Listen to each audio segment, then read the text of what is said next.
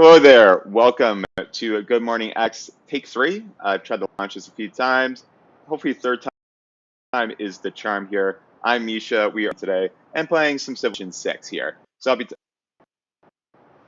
Oh my god, that gave me a heart attack. So I can't tell if like the audio is stopping or something. So I'm gonna do a sound check later. But like we're gonna be talking about Donald Trump, Kamala Harris, and the state of the 2020.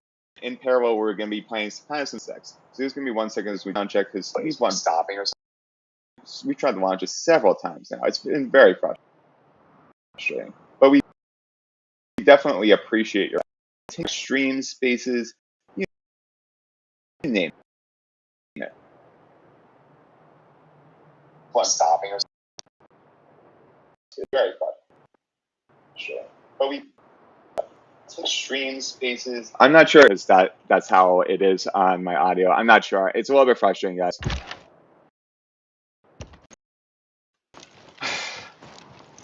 I don't know. Hopefully, it's coming through all right. So I wanted to talk about. That's what my hair is a bit.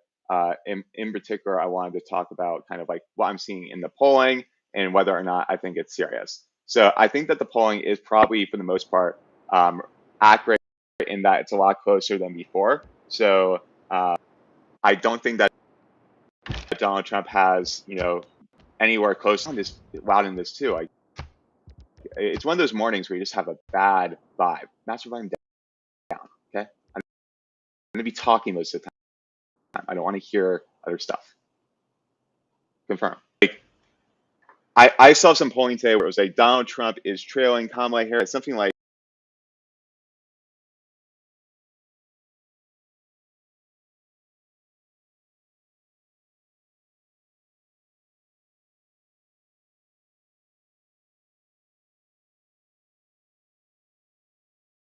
It's really weird. Maybe there's something wrong with the audio here. I'm not sure, but when I'm gonna do another check on this. Hopefully this is not something on my end, guys. I don't know exactly, but let's see. Open live video.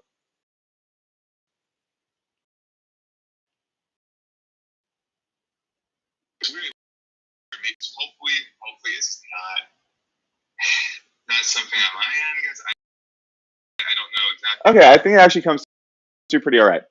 So yes, that poll I was talking about, a poll from Marquette. I'm not sure how reputable a polling thing is, but it has Donald Trump at 42%, Kamala Harris at 50%, and 6%. And I just don't like it. I don't think it's that close. I'm surprised it was that close. Um, I think it's closer to being about. I think it's closer to a little bit of a temporary bump. So I'm gonna give credit to Kamala. I think her campaign team, at least her digital team so far, has been. I think that they've managed to capitalize on the momentum from the announcement that they would need, and also they did something that was very important, which was trying to minimize Donald Trump. So Donald Trump, unfortunately, the attempt on his life, and after the RNC, it kind of just seemed like it was a walk in the park to victory. And I think what we're noticing now is it's not quite. We're not going that will be that will be the case anymore.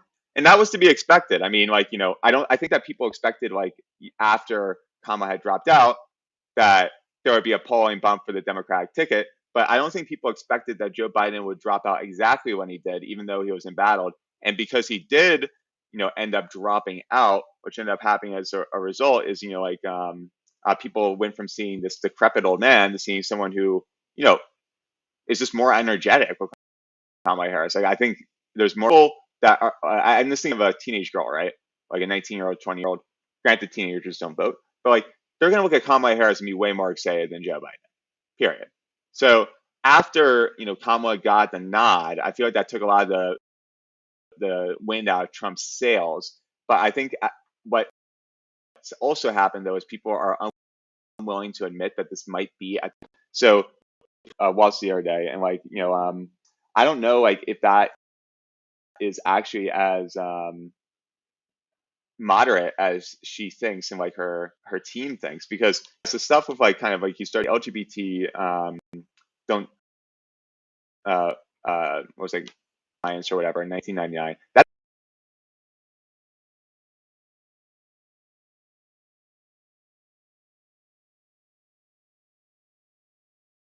who was the governor during 2020? Well, the governor was of Minnesota. The governor was Tim Walz, and like I think that you can use a lot of his statements as clips if you're the Trump campaign, and also I think that like I understand why they didn't pick Shapiro, but I think Shapiro would have been a lot harder person to attack weird thing involving a case that like prosecute. Yeah, so those are my initial thoughts kind of on the race. I think it's closer to being I think that some people are freaking out a little bit too much, and actually like on both sides they're getting into the role of like they're trying to be surrogates, which is fine. Like people are surrogates, I guess. Like if they say, at least my Democratic friends, guys, if you're gonna do this, you can't complain when conservatives pushing a narrative that JD Vance like did stuff with a couch based on the random post. The only reason you're saying it is because it's like Kamala Harris keeps repeating it because they want you to think JD, and also like the influencers and stuff are repeating it. It's like I say it, and it's like, guys, I know you're smart, and then also you're gonna, faces and whatnot, saying like, oh yeah, like we are gonna have truthful discussions about 2024. And it's like, look, if you don't disclose that you are a political operative, I disclose that I am politically involved. I don't consider myself as much an operative per se right now, but like, I disclose that because now if someone is like literally working with my Harris digital social media team, like has been going to the meetings and whatnot, I think you should probably say that on your spaces, and probably for the Republicans as well too. But I've just been noticing a lot more kind of like, I don't know. Again, it feels very artificial at times when a lot more kind of um, just like weird posts that don't make sense that are like trying to pump up Kamala, and oftentimes are using lies. And it's like it's the same thing with Project 2025 too. It's like I don't have discussions as much about Project 2025 because I already actually talked about it. I've talked about it like a bunch of times actually. So it's like I think that there's some weird stuff in Project 2025. I think I agree with a lot of it. Like there are a few things I disagree with. That being said, though, this is like a Heritage Foundation, like little group. Like and even if they were putting together a series of plans, this is something that happens with like there's transition teams, there's people putting teams they want the president to do and all. And this man, Project 2025 came out and that's a big reason why I don't love talking about the politics as much on spaces because I have to kind of acknowledge everyone's opinion. That's great, and that is just like I don't know. I just feel disconnected from it because I notice like, hey, the reason you're focusing so much on Project 25 is because the Democrats want to focus so much on it. They're pushing it so over the news, more or less. And it's important to probably discuss, but I think what I'm more interested in doing compared to other people on X is discussing the political theory and kind of the game theory logic of it, rather than kind of like who I want to win, like what team I want to win, putting like, a Trump or Kamala jersey on and trying to cheer for them. Like, no, I can do that stuff and like, I can make my influence in my own ways. And sometimes I reply and stuff with my views, but like, I don't know. I think it's just like a lot of people on X are putting on a team jersey and they're not if they think that they're doing the same tactics as the other side, quote unquote, the other side, then they're probably blindly um they're probably blind. They lack self awareness. But also there's people where it's like like I see people who put themselves in this team solely to try and get social media views, impressions, and all that. And I just think that's very icky. Like I've actually told political campaigns, don't repost me and stuff before, not because I don't want to be associated with their campaign. If I donate to someone or whatever, I definitely probably am a supporter of them, right? But the thing is, like, I'm not here for the clout, the impression side. Like when I do, I try to keep it high level and I try to explain my thoughts. I don't try to, force you to see my point of view because I actually don't know. Like, do I have a point of view that I'm trying to tell you right now? My point of view is really like, hey, here's what I think of the data, but I actually don't have that.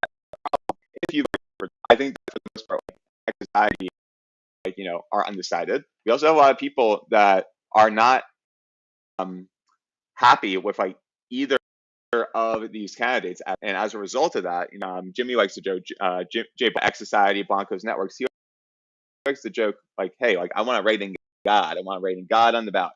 That makes I want to reign in God. I think that there's a lot of people that are kind of looking at this and feeling like they're not particularly represented right now. And yeah, I want to be careful when I say this part, because I'm not people. So from some black women, this is X Society black women. What I've heard is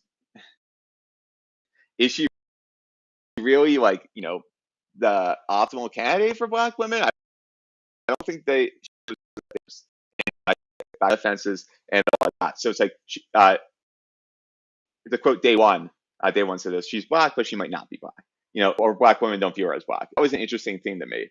I do think there's a lot of people that do view her as black, and I think that's part of the reason why the Trump campaign as well has been trying to get into the whole is she Indian or is she black thing, because I think that while there's a lot of people that are multiracial, it's a lot rarer. God, the audio on this is still really rare.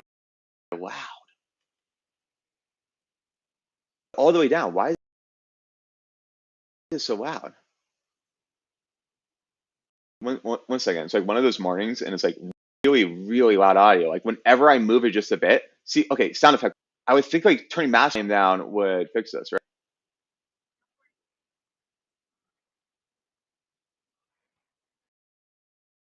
Okay, does that fix it? Like, so let me like blast my ear now. Okay, that's better. So, I again, getting back to the point, I think what some people are saying, but then there's also some other people where it's like, you know, they think that the black Indian thing is a good thing, and it's like it represents multiracialism and all of that. But like, I think overall, from a campaign strategy perspective, specifically a campaign strategy perspective, is that Kamala, well, she doesn't want to be viewed as Indian, at least for this an African American woman versus coming out as an Indian American woman. And there's if this is 30 years ago, she'd probably try to tailor herself one way or the other because the media wouldn't be following everything as closely. You wouldn't have all these social media clips. So, for example, she could have some videos where she quote unquote acts more Indian, depending on the setting. Maybe if she's in a more Indian heavy dominant area of the country versus like another area that might not be as might be more African American. And the thing is, though, everyone has clips today. Everyone is a sleuth. Everyone's looking for a gotcha.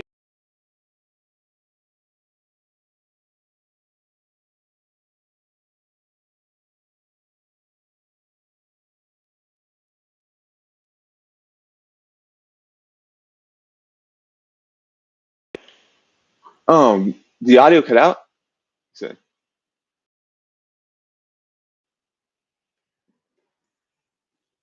and we are having technical difficulties, but yeah, that's a little bit on the comma. And let's see what else I want to discuss.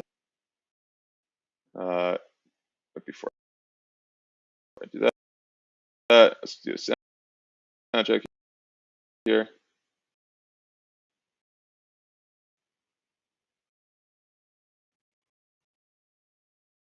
But it's tough to tell. It's like I don't know if it's my when I'm streaming it, but let me try opening a live video here.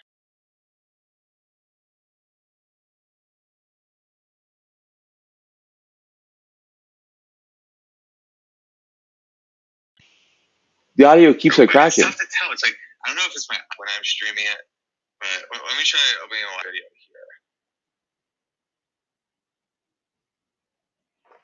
Maybe it's Civ 6. Maybe I should not do this, or maybe it's this. Done with this. I don't know. The audio keeps like crashing. It's tough to tell. It's like I don't know if it's my when I. Okay, I'm gonna exit this game for a bit. So I think the game is giving you some problems. So I want to go. Let's go to X and kind of look at more some stuff on the news. So we tried to do Civ guys, but this ended up being more of a hurdle or hassle than it was worth. Oh, here's Amber Champagne. Support small businesses, buy American-made products. Share if you do this, integrate. 100%. Support small American, small made in the USA products. That, and I'm gonna exit this completely. Exit. Yeah, I think that this is going to work better if I just don't have it up for some reason. Maybe it's using like a ton of RAM or something.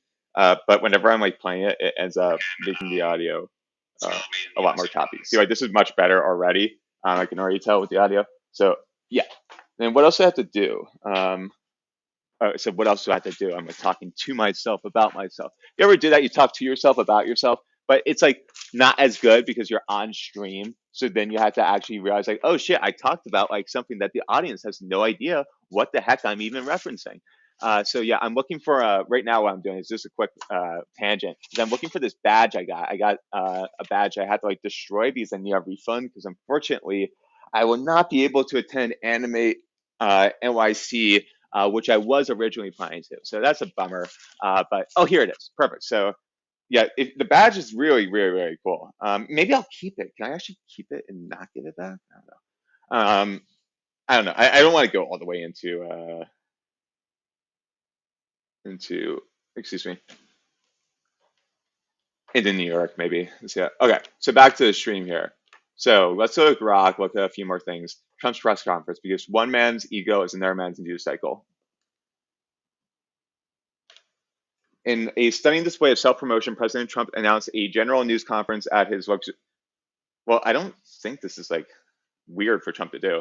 A news conference at his luxurious Mar-a-Lago estate.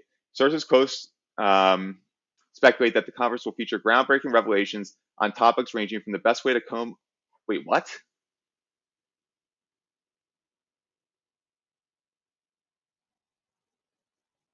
This is weird. That's a weird way that Grok put it together. So essentially, guys, Grok puts together this stuff, and sometimes it doesn't make sense. Like this does not make sense at all. But yeah, this is Donald Trump post from his Truth Social. I'm following this, right? I'm not? Okay, I should follow this account. Yeah. Yeah, because I don't want to have to go to Truth every time to see what he's saying. Yeah, so that will be at 2 p.m. It is only 11 a.m., so we have some time until that. I don't know if I will be streaming until 2 a.m. At 2 p.m. God.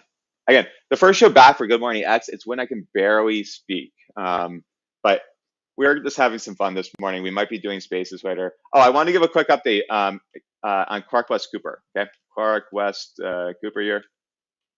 So our man Clark, he actually got into a little bit of trouble because he told Brian Krasenstein something that X interpreted as a possibly a threat, and it wasn't. It was kind of like he replied to a post, and it wasn't at all a threat. So he got suspended for like a week. So he's gonna actually be back like today or tomorrow.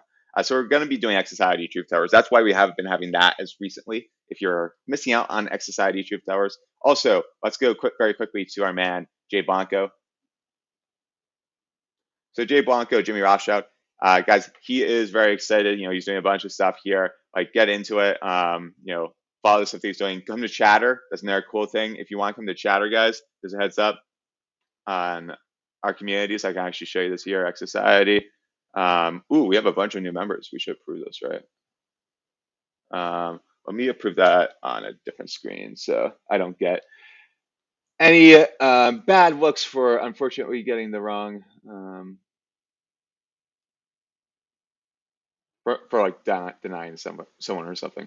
Not that I deny people. I usually just like I check if someone's a bot, so it's a little bit weird if I go through all their accounts because it puts them all on the screen there. So I'm doing that on my side computer here.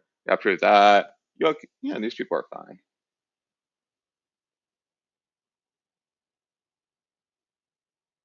I think these people are fine. Yeah, all these people are fine.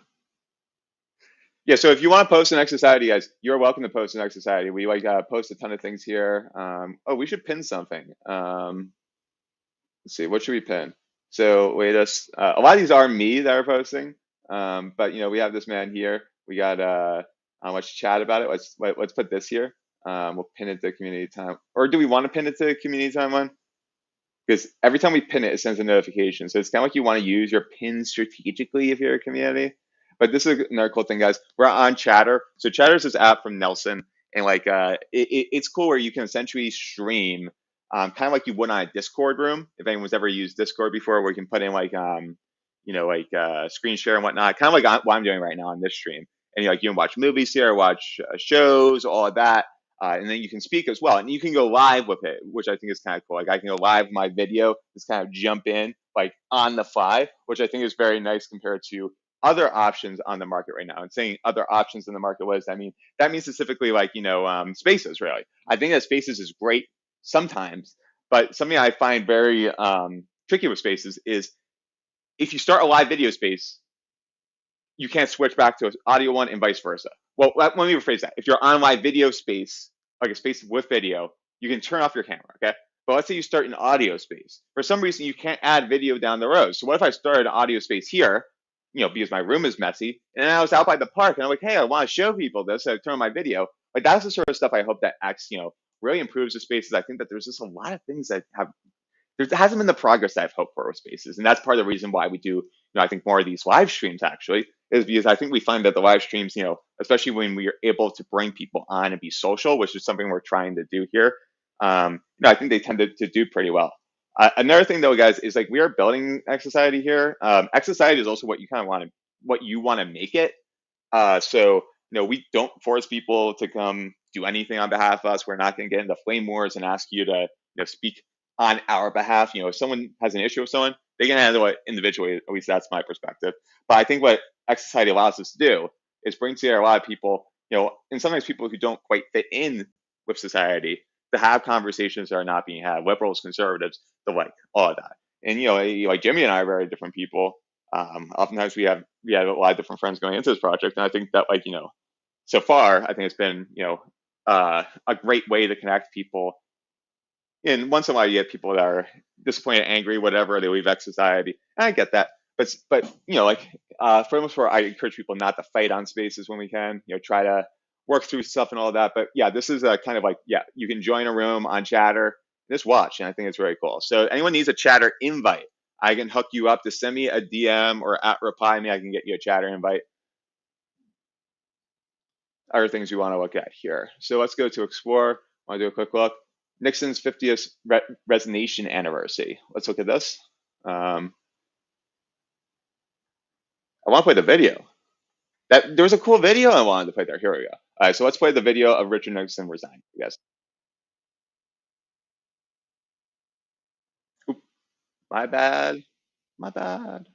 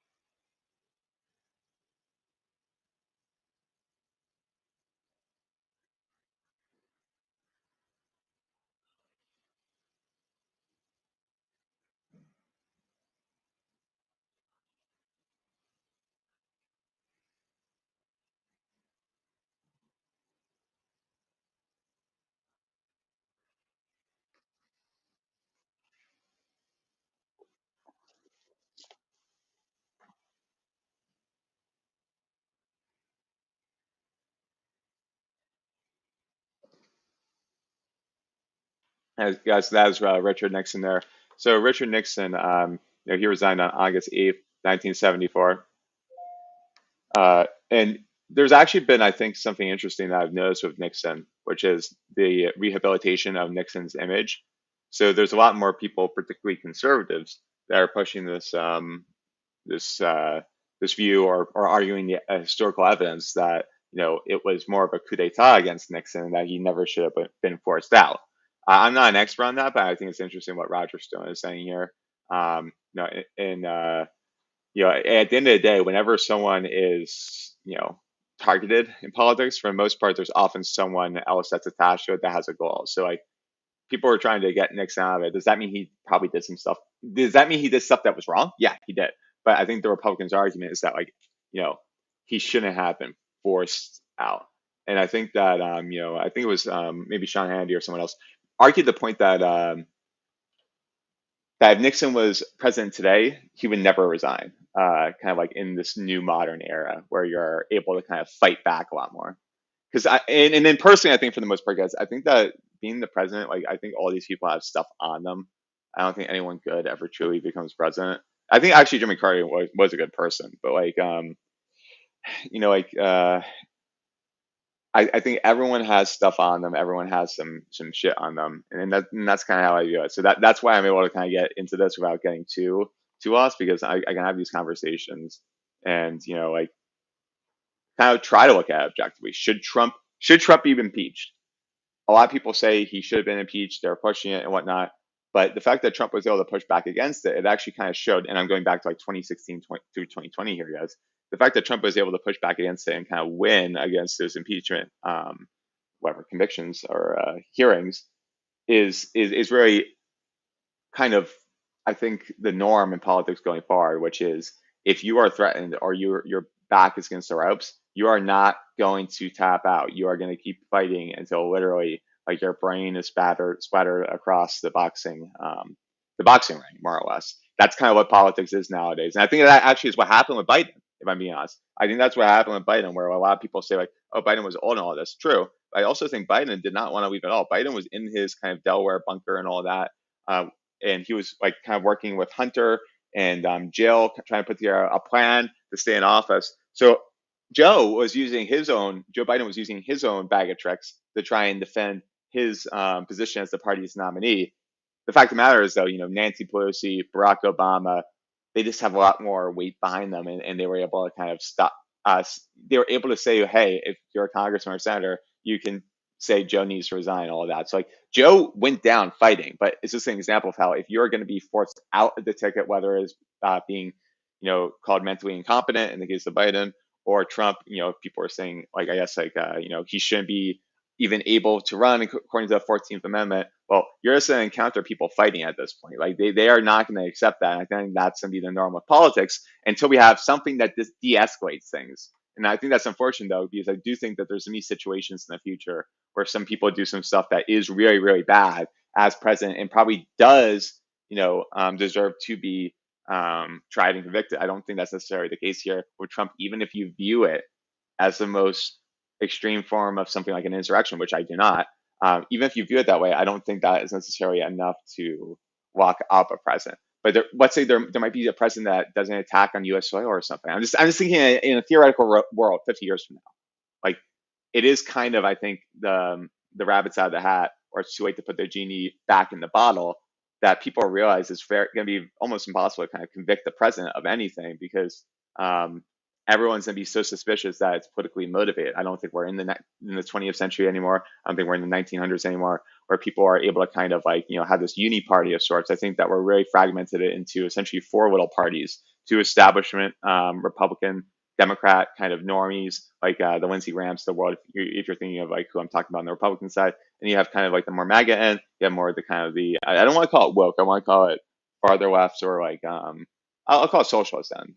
Socialist end is probably pretty accurate there. Like those people, like the socialist people, are so different from the MAGA people that there never is going to be enough trust. And because I think that enough people have been kind of moved to one extreme or the other, it means that there's not even going to be it's going to be very hard to force people to come to the middle. Like people are going to be entrenched in their beliefs no matter what, and they're going to be in their echo chambers and surrounded by people that are saying similar things that they think and they say, because things like social media algorithms just happen to push that across their feed. And as an example as well, when we talk about threads, guys, I want to talk about threads quickly. And I know it's weird to talk about that on X, um, where like, it's what is this?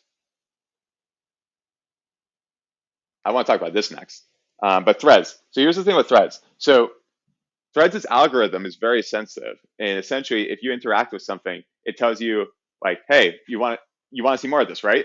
And you interact with it more. So I tested something where it's like I opened the app, and the first stuff I saw was Twitter versus Threads. So I only replied to a few of those posts, and then since I kept doing that for days, that was all I would actually see. So in reality, going outside my echo chamber and trying to look at it more objectively, once I started interacting with a wider variety of posts, that went away. So when people are talking, and how am I going to connect this? When people are talking about how social media and digital momentum is working, well, oftentimes you're looking at it through the lens of what content you are consuming. And if you are interacting with content you hate, you see it more. So that's kind of something where I think that there's people that are interacting with Democratic accounts where they're saying like JD Vance is weird, and then they reply, it's like he's weird, and then they see more and more of it. Well, the fact of the matter is you shouldn't be probably recommended that because you don't agree with it, but that's kind of why it's coming across your feed. Does that mean I think millions of people across America think JD Vance is weird? No, actually. And also, I think that if I ask a random person, if I ask 100 random people in my city right now, I don't think actually like any of them would very likely be able to say these random Twitter comments, for example. And they still have a purpose. It still matters. I'm still saying like Twitter matters because it's not meaningless. It does matter, but it's very, very easy to think, you're in a silo of sorts, and like sometimes that's not always the case. So let's next Google and Meta's secret teen targeting ad scheme, a masterclass in hypocrisy. In a shocking revelation that totally won't surprise anyone, Google and Meta have been caught red-handed in a secret scheme to target teenagers with ads, despite having rules against it.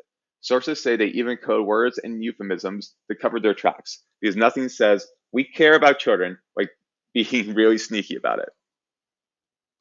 Is there any tweet here? And this is something weird about Grok. I wish it would give us a little bit more detail here, but not the end of the world. All right, let's go into Explore tab. Tampons in boys' bathrooms. So the Trump campaign criticized Minnesota Governor Tim Walz for providing free tampons in school bathrooms, including boys' bathrooms. Advocates argue this is essential for many students, while critics question the necessity of having, excuse me, I have hiccups, having tampons in boys' bathroom, and express concerns about potential waste of resources. The issue has sparked a debate about the appropriateness and necessity of providing menstrual products in school bathrooms for both genders.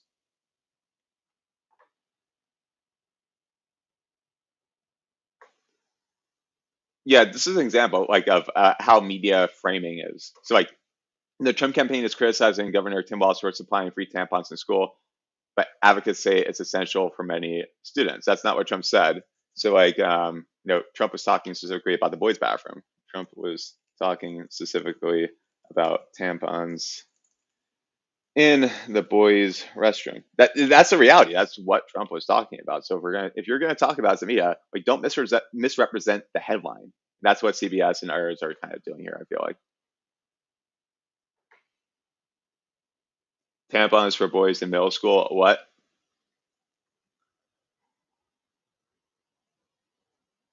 So Tim Walz campaign criticizes, or Trump campaign criticizes Walz for state law providing tampons in schools.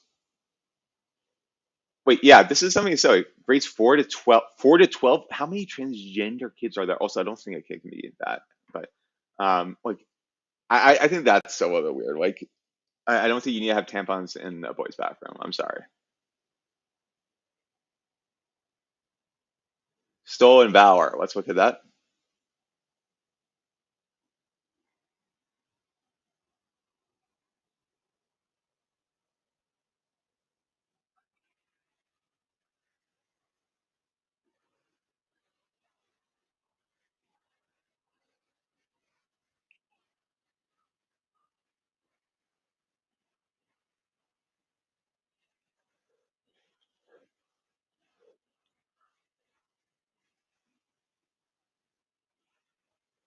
So that's video one. Let's look at the video where. So guys, that's Governor. So that was JD Vance. Oh, I keep trying to introduce the clip. It keeps falling through. So guys, that was JD Vance talking about uh, Wallace's military background, and this is the clip that surfaced in which Wallace said that he had actual combat experience. So let's play it, guys.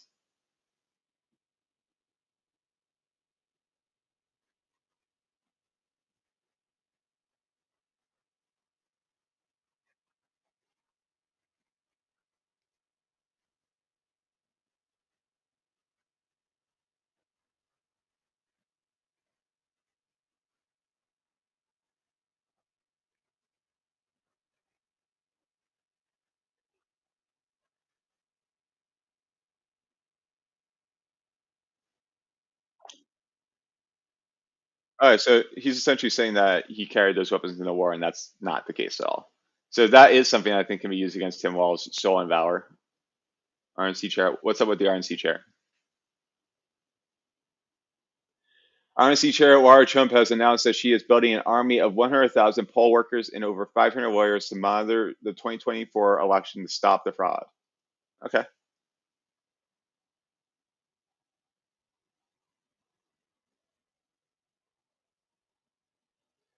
Let's see. What does Doug Burnham say?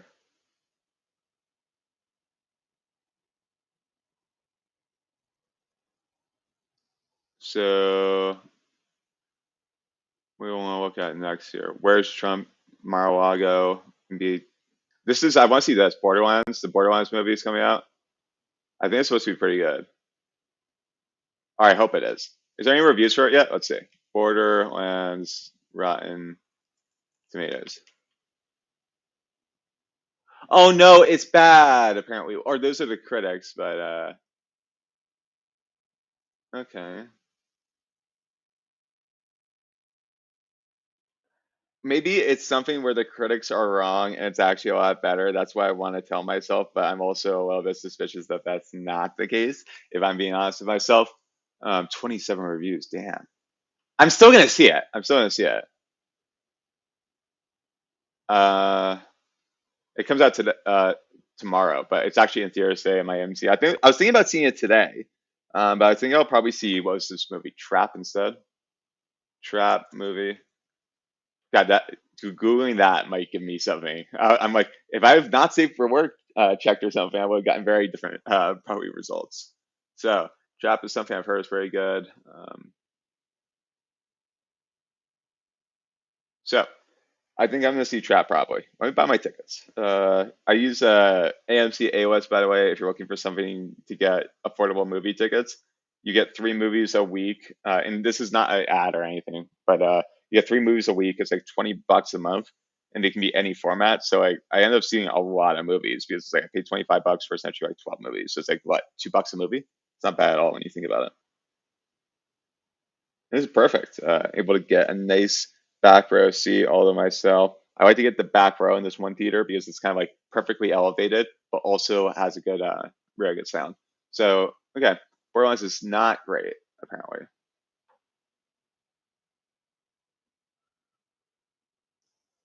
Well, I don't think it's the fault of games coming to the screen that like it doesn't work. At the end of the day, it falls on the writer, right?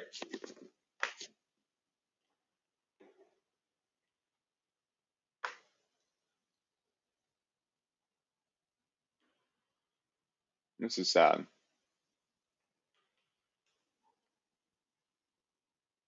Wait, what? Is that the poster they use? I think the poster is not the best. Ooh, this is dope. That makeup's fire.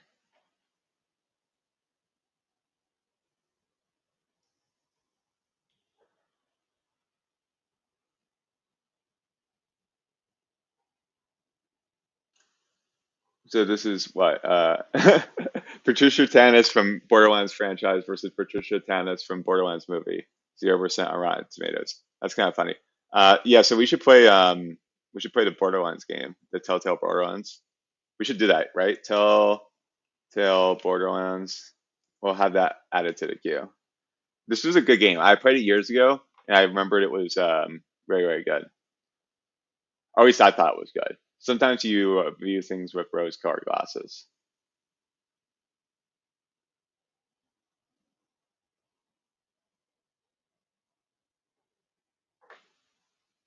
So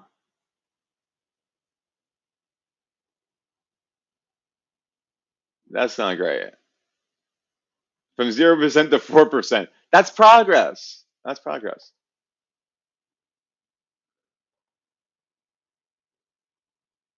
Okay. So that's unfortunate, but so is life. So I'm going to see Trap today.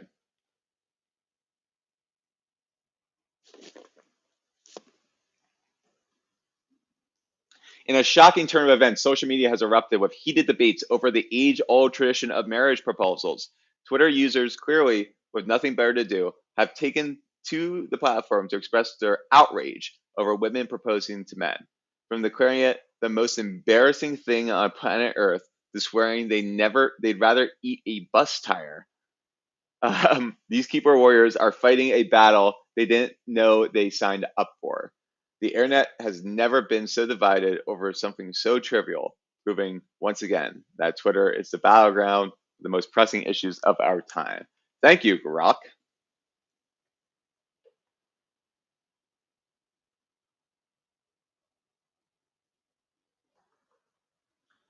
I mean,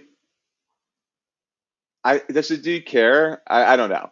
Like I think I so I would feel a little bit uncomfortable if I was dating a woman if they proposed to me. But granted, this is something I think that should be discussed ahead of time. Actually, like I think for the most part, like do people just randomly get engaged? I don't think that's how it works. I think for the most part, you actually discuss it beforehand, so you'll know. It's like you usually you'll know whether or not you're going to be asked as a man to actually like do something like or not. So like I feel like this is weird. But no, I feel like it's just their life. They probably agreed of this, or probably said whoever wants to do it first, or whatever. I don't know. I think most men would prefer that the woman did not propose, though.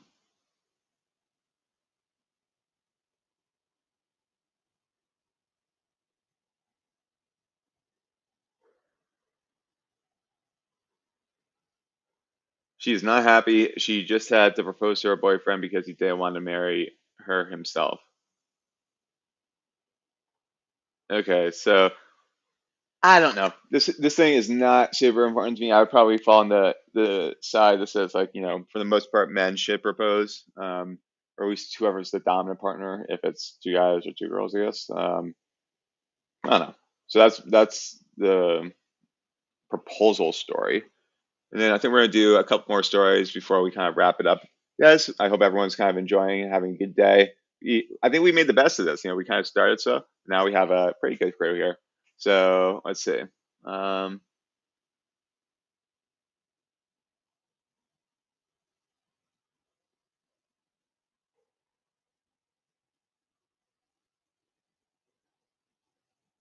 Everyone gets a market cap boost. All right, so apparently stocks went up. Yeah, it usually happens when stocks like fall. A bunch usually will have a bounce back or something. I don't know. I'm not a day trader though.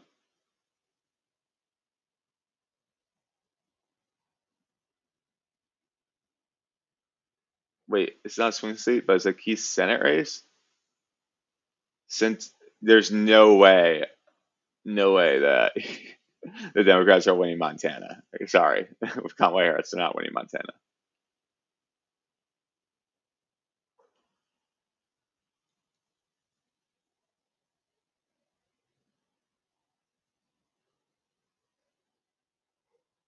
Several protesters sought to interrupt Vice President Kamala Harris's rally in Michigan on Wednesday. After chants continued, she directly addressed them. You know what? If you want Donald Trump to win, then say that. Otherwise, I'm speaking. Okay, why don't we watch this?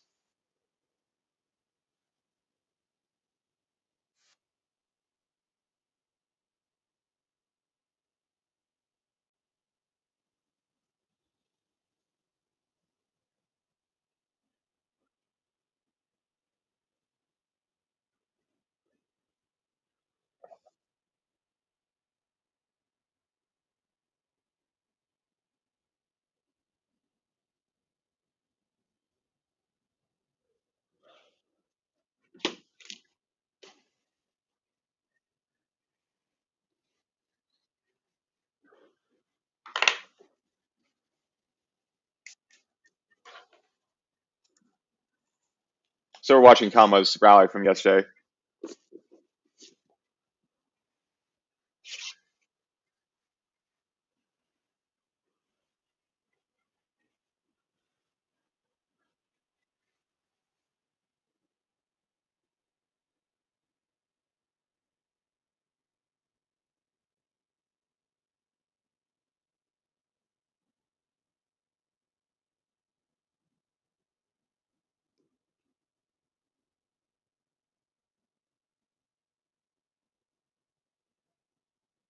So that's the video, guys. I think we get the gist of it.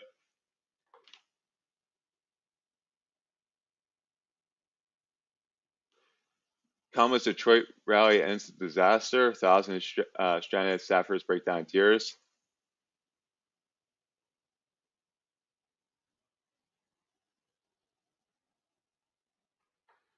Okay.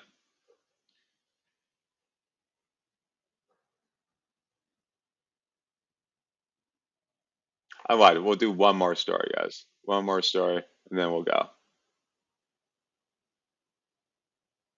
What should we do? For me?